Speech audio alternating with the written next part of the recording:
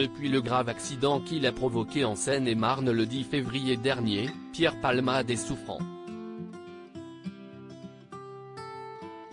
Ses blessures et séquelles sont moins importantes que celles du garçon de 6 ans et de son père qui se trouvaient dans la voiture percutée, mais son état de santé reste précaire. Ce vendredi 24 février, alors qu'une audience décisive concernant son placement en détention provisoire avait lieu à la Cour d'appel de Paris, l'humoriste de 54 ans était absent.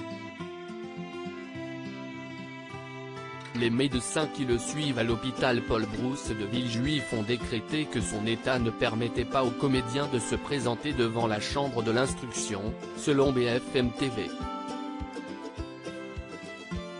Admis avec son bracelet électronique au service d'addictologie de l'établissement après sa mise en examen, le 17 février dernier, Pierre Palmade est en effet en plein sevrage.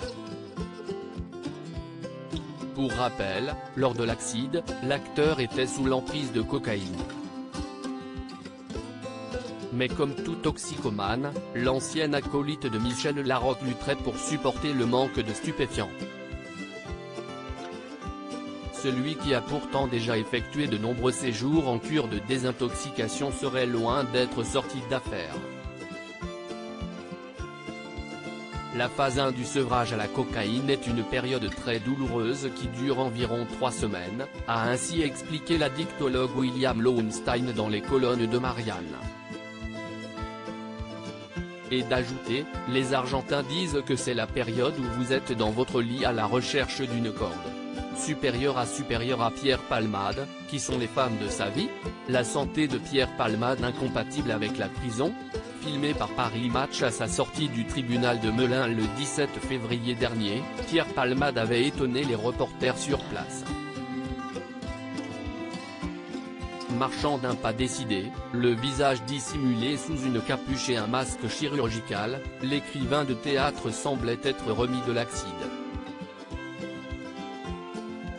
Mais à en croire les recommandations des médecins qui le côtoient, le calvaire ne ferait que commencer pour l'acteur, visé par 3 enquêtes judiciaires. Examinée par la Cour d'appel ce vendredi, la situation de Pierre Palmade pourrait évoluer dès ce lundi 27 février. L'ex-mari de Véronique Sanson pourrait en effet se voir placé en détention provisoire. Crédit photo, Coadic Guirec.